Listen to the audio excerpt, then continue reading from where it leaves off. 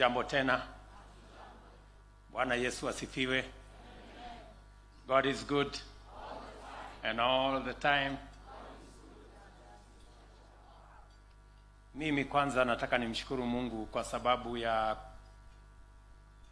sisi wote jioni ya leo kufika hapa Kisii County ili tuweze kufunga mwaka pamoja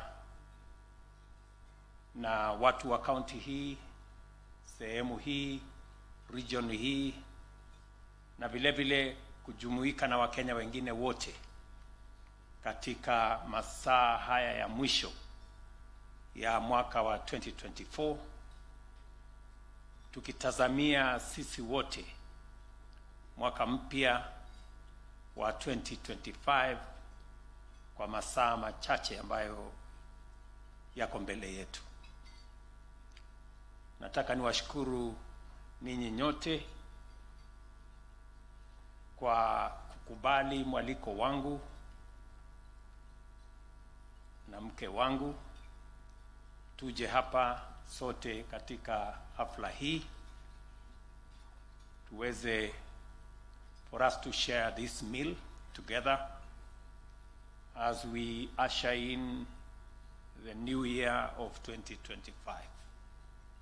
Nasema asante sana kwa viongozi wa hapa, wale mlinisaidia kupanga sehemu mbalimbali, na niwashukuru watu wa Kisii. Wakati nimefika hapa jioni ya leo, wananchi wa hapa wamenikaribisha na nimefurahi sana kuungana na marafiki, kuungana na viongozi wenzangu, na pia kushukuru Mungu kwa sababu ya yale mengi ametufikisha na yale mengi ambayo ametusaidia kuyatimiza kama taifa. And it is a great privilege to have this opportunity to address the people of Kenya in these final moments of the year 2024 and to wish everyone a happy and a prosperous New Year 2025. Without hesitation, we all agree that this year has been remarkable. A year to remember for its many challenges, obstacles, and risks that tested our resolve and threatened our prosperity, security, and happiness. Equally, it has been a year of numerous opportunities, successes, and progress that enabled us overcome these undeniable difficulties and forge ahead with heroic determination. The year began with strong faith and optimism, despite a climate of hardship, uncertainty, and widespread anxiety. Security, economic instability, climatic changes, and political uncertainty loomed large. Global economic shocks drove up cost of living, while conflicts disrupted supply chains, creating scarcity and rising inflation. At the same time, we were striving to recover from the pandemic's disruptions, which we all know. Our currency, the Kenya shilling, faced significant pressure from major currencies. Many families struggled to provide daily meals as agriculture grappled with the aftermath of the region's longest and harshest drought, followed by devastating floods that destroyed crops, destroyed livestock, infrastructure, and general development. At the year's onset, parents were anxious about the transition of young learners into junior secondary school, while the youth grappled with increasing difficulties in finding employment. In various parts of the country, perennial security challenges persisted. Additionally, demands for adequate, high quality, and sustainable food, healthcare, and education not only persisted, but grew even more pressing. Looking at the days ahead, it became clear that overcoming these challenges would require unwavering faith, unity of purpose, immense sacrifice, and relentless hard work. We needed a coherent plan to address these obstacles, deliver the transformation of our nation's needs, and provide every Kenyan with the opportunities they deserve. The magnitude of challenge demanded bold, decisive, and unfaltering efforts from all of us. We had to find ways of mobilizing sufficient revenue to finance all our obligations, provide services inclusively and consistently, and invest in our development. This called for tough decisions, not just to reduce waste and increase efficiency in mobilization and utilization of public finances, but also to promote broader compliance with our civic obligations to pay taxes whenever they fall due. Under the difficult conditions we all faced, implementing these necessary and overdue measures caused much discomfort and sometimes a lot of contention. At the heart of the ensuing dissent lay a demand for a robust conversation about the stewardship of public resources and, by extension, the proper exercise of public authority. You, the people, made it clear to us as leaders that compliance with revenue measures must be accompanied by a stronger commitment on our part to deliver greater transparency and efficiency in the administration of all public resources. You demanded a more thorough national conversation to address the perennial inclusiveness question in order to reflect equity and social justice as primary considerations in governance, government plans, and government actions. Despite these challenges, we have worked tirelessly to fulfill the pledges and commitments of our governing mandate. We are making steady progress in feeding the nation, with productivity rising across key crop and livestock value chains, progressively enhancing our food security objectives. Similarly, we have deployed technology to digitize and automate the provision of services to the public, significantly increasing dividends in terms of service delivery and enhanced revenue collection. The universal healthcare coverage is finally here with us, and we are working round the clock to address various hiccups in its rollout that are to be expected in a program of the magnitude and ambition of Taifa Care. Together with the counties, we have employed community health promoters to ensure health services are accessible and convenient for all Kenyans, especially at the grassroots. With the rollout of the construction of 200 markets across the country, our marketplaces are developing into safe and dignified working environments for hustlers, complemented by ICT hubs in constituencies and wards, which are becoming essential nodes in our digital economy. The Hustler Fund has launched an enhanced facility aimed at transitioning borrowers in good standing into more robust financing to promote the growth of micro, small, and medium enterprises. We have constructed thousands of classrooms and other facilities across the country to expand school infrastructure. Additionally, we have employed and trained more teachers to support the transition to the competence-based curriculum and ensure the seamless progression of learners into junior secondary school. We are addressing the chronic higher education financing challenges that had paralyzed learning, research, and development at the peak of our education and training ecosystem. Our goal is to make higher education, particularly university education, more inclusive and ensuring that no one and no learner and no child is left behind. Our country's network of transport and communication infrastructure continues to evolve rapidly to serve the needs of a demanding, dynamic, and rapidly modernizing economy, ensuring it remains efficient and competitive. Institutional improvements and incentives are attracting investors to our land, driving industrialization, expanding manufacturing, and enhancing our export capacity. Ladies and gentlemen, the houses, the affordable houses, are finally here.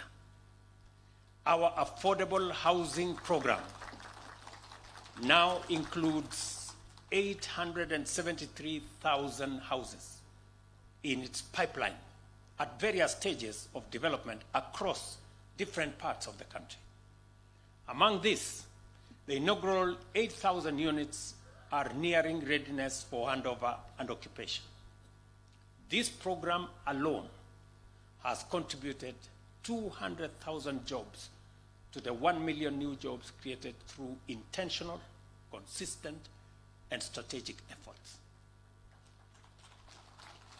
To ensure young people have opportunities to actualize their talents, apply their skills, and drive economic growth, we have pursued every promising intervention, from the National Urban Climate Resilience Program, also known as Climate Works, to over 10 labor mobility agreements that provide qualified citizens with access to employment opportunities abroad.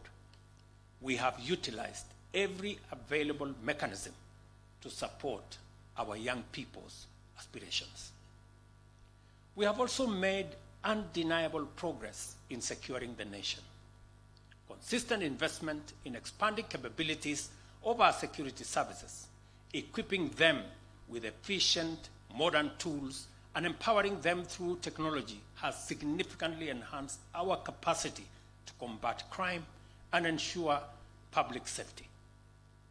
The strides we have made against terrorism, banditry, cattle rustling, cybercrime, and other offenses will not only be sustained, but will continue to be enhanced going into the future. It is important to acknowledge that in the process of securing the nation, our security services often interact with citizens exercising their democratic freedoms and fundamental rights.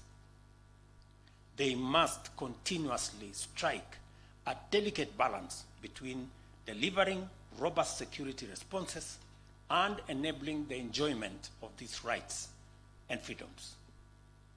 In situations involving serious threats to public order, human life, and safety, this balance can be particularly challenging. And knowing this, criminal elements often seek to exploit protests and demonstrations to further their schemes. It cannot be denied, ladies and gentlemen, that there has been instances of excessive and extrajudicial actions by members of the security services. At the same time, it must also be acknowledged that due process is underway in appropriate institutions to ensure accountability. That said, it is crucial to remember that every freedom has its limits, and that public safety and order must always supersede the desire of unchecked liberty. We must ensure that our pursuit of rights and freedoms does not compromise our collective or individual safety, nor should we allow criminals to exploit constitutional rights to harm and destroy other people.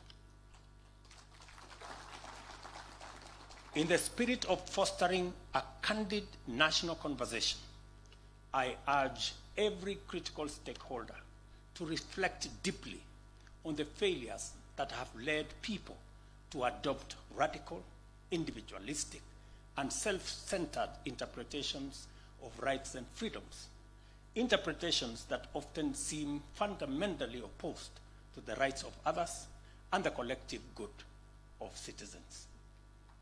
This tendency to promote a definition of rights and freedoms that undermine democracy and the public interest reflect a broader collapse of our value system and a serious strain on our moral fabric.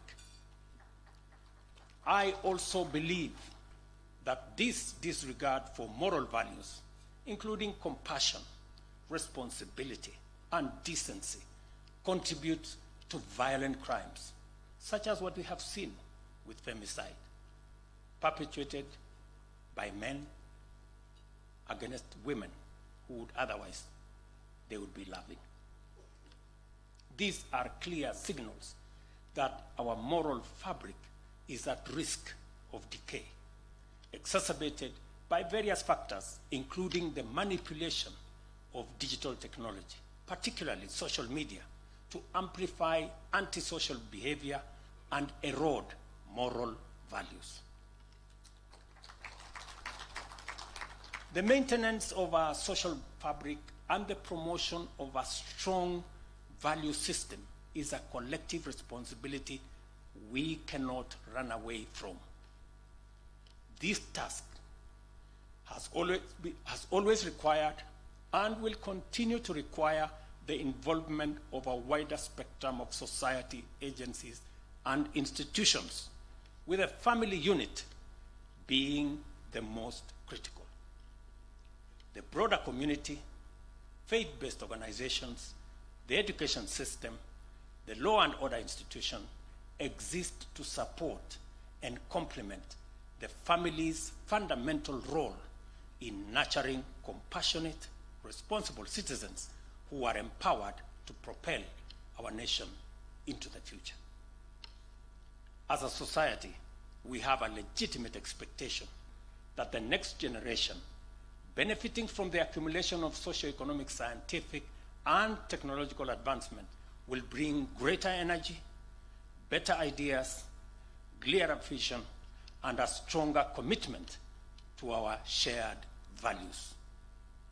We should be humane, we should be responsible, and well-grounded citizens whose actions promote unity, patriotism, democracy, and the rule of law, and our rights and freedoms, rather than sabotaging them.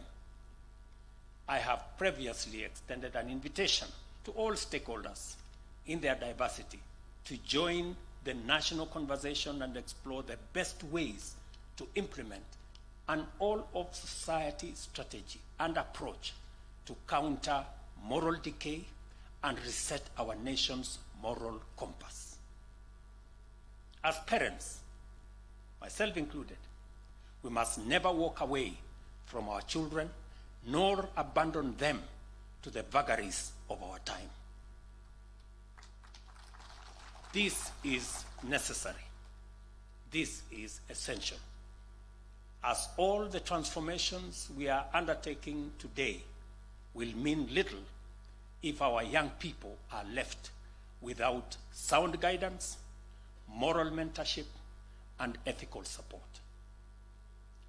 The broad-based bipartisan national conversation we are having with leaders from various political formations seeks to extend the principle of inclusiveness to its widest possible reach without compromising the fundamental values of competitive democracy and diversity in viewpoints.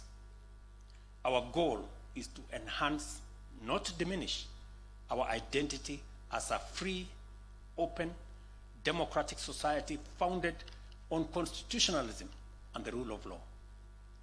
We are making meaningful progress, which, if sustained, will establish us as a mature democracy, firmly anchored in a sustainable political culture.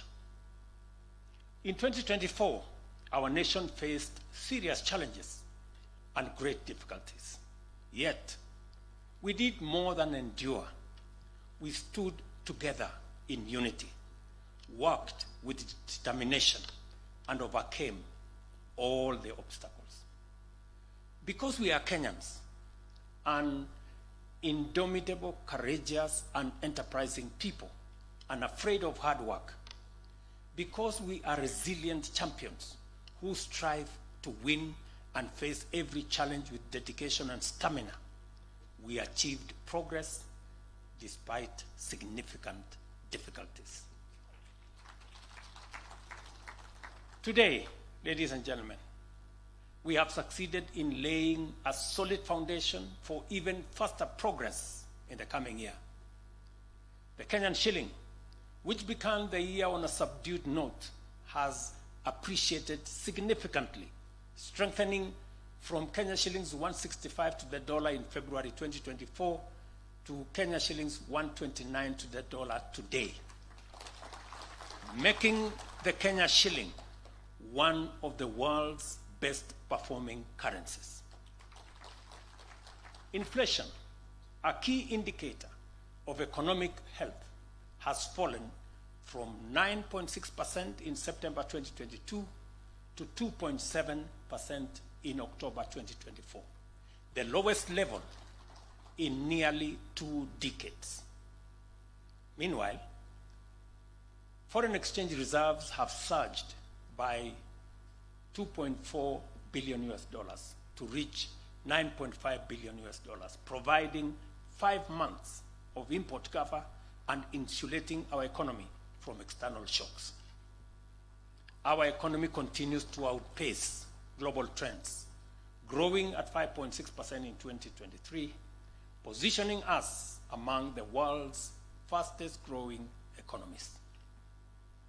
In light of the outcome of our collective determination and efforts, we have every reason to approach the new year, with optimism and a renewed commitment, not only to work harder and achieve greater progress, but also to transform ourselves and turn every challenge into an opportunity to do more and to do so better.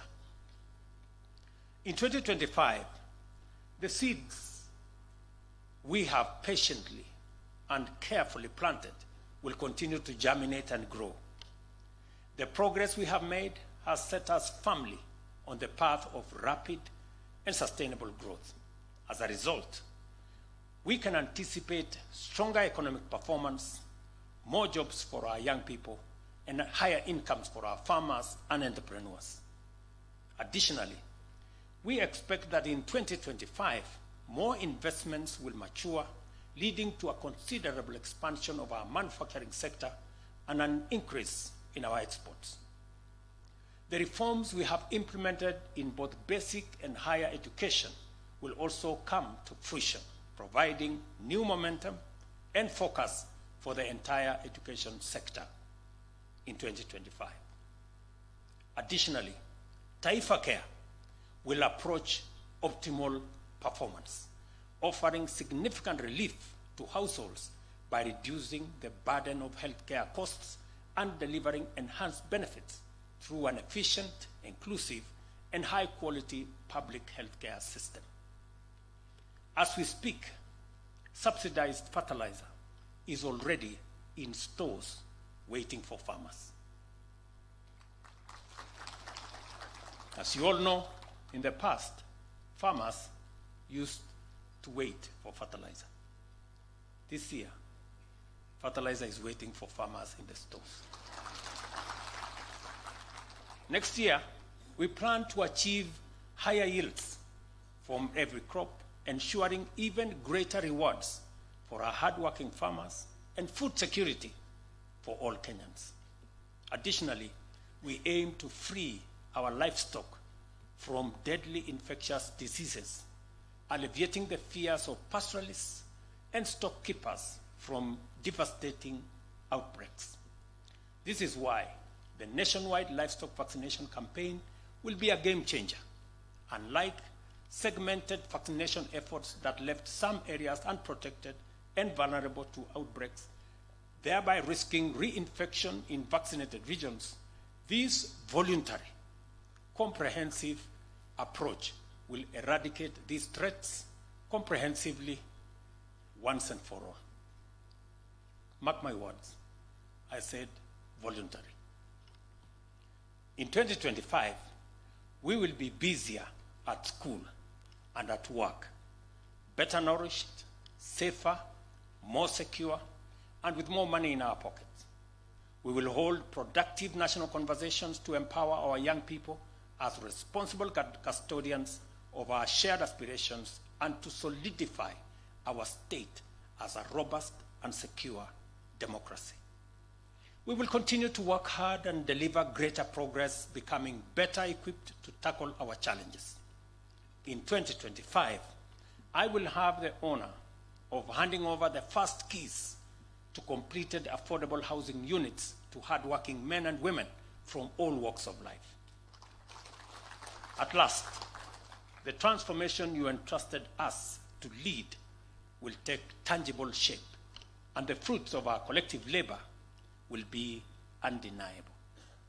We will continue to work for you and to deliver for you.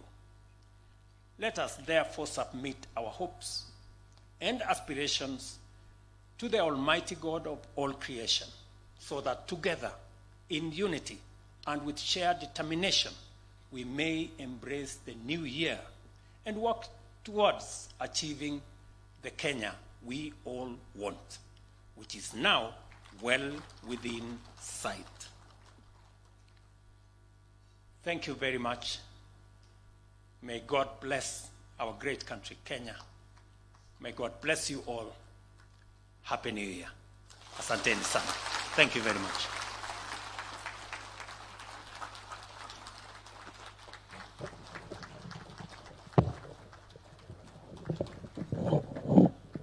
I think we can do better than that. Why don't we give one warm round of applause to His Excellency for such a wonderful delivery of his New Year message to the nation. Can we